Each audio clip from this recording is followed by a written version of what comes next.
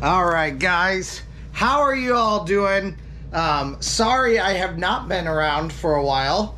Gonna have a little Mike's Hard Lemonade during this section.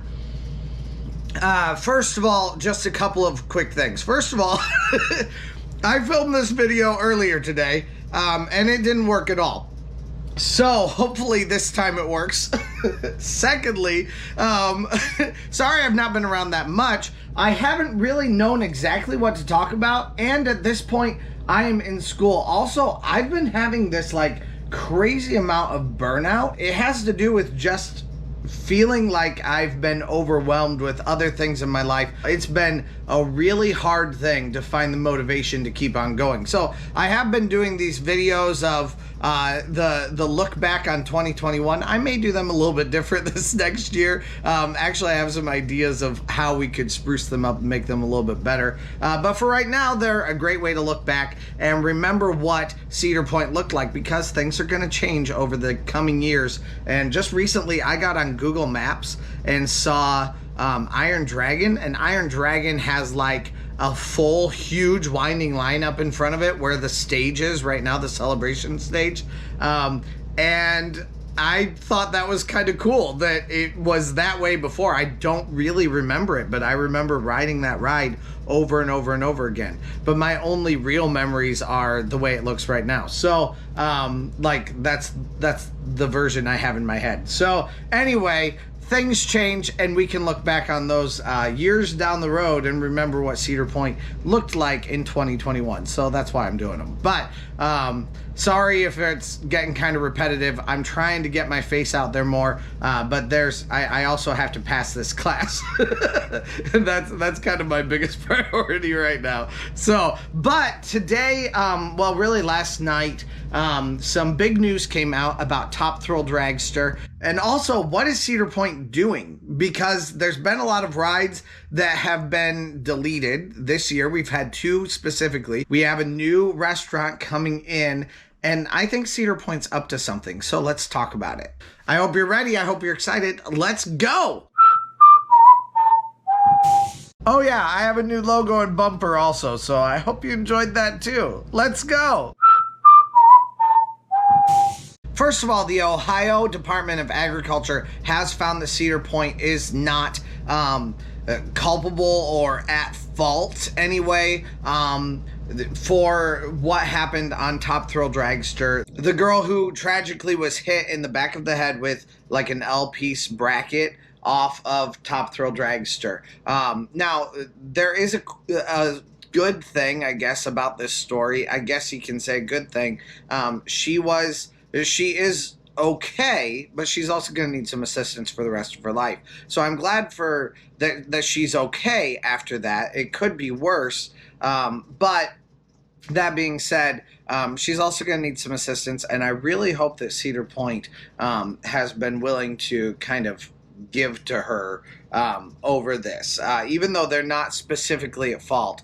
I haven't looked up things specifically about the family because they want to have privacy. So I haven't seen anything that says, you know, if Cedar Point is giving anything to them or anything like that. But I hope that they've reaped some monetary help during this time through Cedar Point or Cedar Fair properties. But the Ohio Department of Agriculture did see that Cedar Point had records specifically for the L-shaped bracket that did fall off. They had checked it. They had checked it like the night before, the morning of, the month before. There were lots of checks on it. And I can link some articles for you down below so that you can see specifically what they found. But because of all of the documentation that Cedar Point did, they did find that they were not responsible specifically for this. This was more of a freak accident kind of a situation. Very sad to see. And at this point, Cedar Point has decided not to open up Top Thrill Dragster for this next year. I don't think that means it's closed forever. I do think that means probably the seats and the track itself have not been fixed yet and still need to be fixed. The complicating factor here is that there is this group called Intamin that makes roller coasters. They made Wicked Twister. They made Millennium Force. They made Maverick, and they also made the Top Thrill Dragster. They made all the coasters that came out when I was a kid during the heyday of their building time. Their relationship with Intamin is not the best. A lot of their coasters have been a little bit unreliable. They break down frequently, and they've had more issues with those rides. So because of that, Cedar Point or Cedar Fair has kind of severed their relationship with Intamin over the last several years. So I have a feeling this isn't going to be particularly easy to do for them, because if they need to fix a ride, they're going to have to talk to the ride's creators and figure out how to mend a bridge, and then also figure out how to fix the ride itself. So it's not going to happen this year. I do think, unless we see that Cedar Point is like throwing a party on the grounds, I think that's the death knell. If Cedar Point decides to throw a party on the grounds of Dragster, that's the final thing. That's them saying, we're having like a celebration of life for this ride, and here's its funeral on a platter, and now grieve.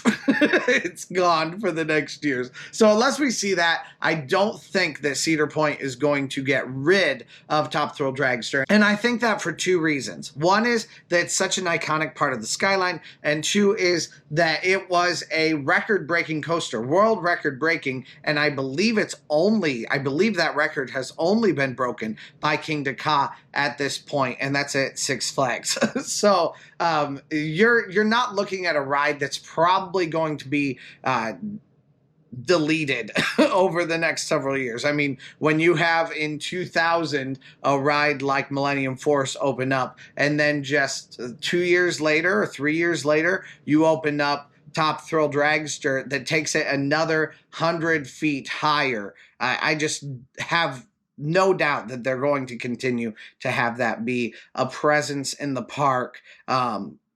And they're not just going to unceremoniously close it. That being said, it's been also talked about by, going back to the whole thing about Intamin, it's been talked about by some of the higher-ups of Cedar Point as being a mistake, because it is very costly, and I'm sure that this year they don't mind not running it for a year so that they can kind of work on it, but then they're also going to save a little bit of money. So at this point, we see that Cedar Point is kind of out of space. They're trying to put the best coasters in without using up additional space. So a lot of times that means they have to delete something from the park. I think that's where Wicked Twister comes in. And I also think that's where the extra car ride of Antiques cars, because there were two of them before, comes in also. I think Cedar Point has really desperately needed space, so they're trying to work that space in as much as they possibly can. There is a part of this also with the new restaurant, where Cedar Point, I think, is trying to make that area just an easier area to walk into. Whenever I used to go to the parks before this year, last year in particular was the last year where I felt this way. I didn't really understand the way the parks worked. I just kind of meandered around. I didn't really understand the way that the map actually was, because you have an entire circle, you have two circles off of that circle, and then at the very back you have another circle, plus you have like a little area over by where Rougarou is. And then off of the circle at the very back where Frontier Town is and where Steel Vengeance is, you actually have to cross a railroad and then find Steel Vengeance. Like it's kind of a mess. If you look at the map of Cedar Point, it is kind of craziness. But because of that, I think Cedar Point is trying to simplify things as much as possible. You can't make Cedar Point, just like some perfect Disney-esque park. Instead, what Cedar Point has to do is they have to do the best with what they have. I think this new eating venue is going to allow a space. Again, I'm using Kings Island as much of my example here. because they have a lot of these things. You have this eating area where it's in the German area, and you have this large building. And at the back of it, it's kind of a less popular area. If you walk through the eating area, you get to the less popular, less known about area of the park. So it gives you kind of another pathway. And I think that's exactly what Cedar Point's going to do. Right now, we have a pathway right next to Chick-fil-A that's just a really small pathway that's really hard to even know about. And then you have a random large road that's just kind of a spur off of Frontier Town that takes you back further into Frontier Town toward like Mean Streak, toward I'm going back in time, toward Steel Vengeance and toward Maverick. So I think at this point they're trying to open that up as much as you possibly can, and that restaurant will be the thing that will help with that. That restaurant also, I think, is going to be substantially smaller than the antique car ride that was already there. So I think it's going to either add space on which they can build a roller coaster kind of around that area to eat in, or where they can move flat rides to build more space in another part of the park for more coasters. I do think that we're going to see something like that coming up in the future. So I also think that that's where Wicked Twister comes in. Wicked Twister, I think, is definitely making space for something big. And I don't think that something big is going to be like another restaurant. It's going to be another coaster. I think at this point, Cedar Point is trying to recapture their coaster fame days. So Cedar Point's trying to open up that extra space and then move some of the flat rides from there so that they can do what they did on the other side of the Midway. Like I said, take that pin out of the Valraven walkway. I think that Valraven walkway is going to be their inspiration for the other side of the park, where they're going to do the same thing. Right now, that entire area over by Gatekeeper is just one massive paved area. And they're going to make this feel much more park-like by building like a winding walkway all the way around the Kittyland, all of that. And I have a feeling that the Kittyland area is going to go, again, in favor of more theming and probably a family coaster that they can have. So that then gives you 2 more coasters. If you can build a coaster back there, a regular coaster, and then do like a family kiddie type coaster, something that families and kids can do, which would be awesome right on the Midway to see something like that. Which means there may be a good possibility of, just with Wicked Twister's departure, and then of course some of the other flat rides around the area, and the kiddie area also, you may be able to have 2 or even 3 coasters being built with all of those. Of course, that's not going to happen right now because they need to build momentum. They're not going to do it in one day or 1 year, 1 winter. They're going to do it over some time. And in this case, they're definitely taking some time, I think. So they're definitely playing a long game here, and I definitely think they have a long-range plan for adding in some additional coasters in all of that area that they're opening up in the park. It's happened slowly, methodically, and I think very intentionally. Now, if Top Thrill Dragster does get demolished, which I don't think is going to happen, I think they will try to make it open at all cost if it is at all possible. That being said, if they do find out, like at the end of this year, that is not a viable option and it's not possible, like I said, I think they will have a party. And I think within that space, the thing that keeps me going, I think they could have potentially 2 more coasters. And that's because it has a massive footprint for about a 10-second ride. You've got a huge footprint in that amount of time that you traverse. And Because of that, you could easily probably put 2 rides in that wind around each other, kind of like a dueling attraction.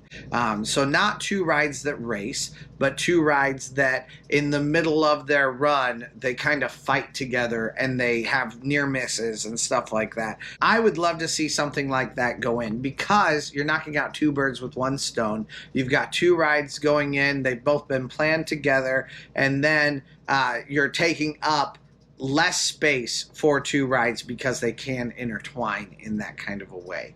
I'd love to see something like that. Don't know if it's going to happen. I'm hopeful, very, very hopeful that it could. Let me know down in the comments what you guys think. What do you think Cedar Point is actually up to? What are they doing? And are you excited about the prospect of what they're doing, or are you kind of nervous? Are they losing your trust? Let me know down below what you think. I'd love to hear from you guys. Next, I'll be working on some vacation planning videos because I'm going to be planning a vacation with my daughter to go to Breakers this summer, and I want to take you guys along that journey with me of planning. I know a lot of you are planning your trips right now, and I know that you'd like to get a little bit more hype about the Cedar Point year. So tell me in the comments what you would like to see. I have had a couple of people give me some minor critiques this winter, and I am 100% fine with that. I don't know what you guys want unless I can hear from you. So let me know what you think. If something doesn't sit right with you, let me know. I'd love to hear from you guys. And thank you guys very much for hanging out with me today. Like I said, tell me down in the comments what you think, and don't forget to hit that subscribe button if you made it all the way to the end right now. You have a great day. See ya, and let's go!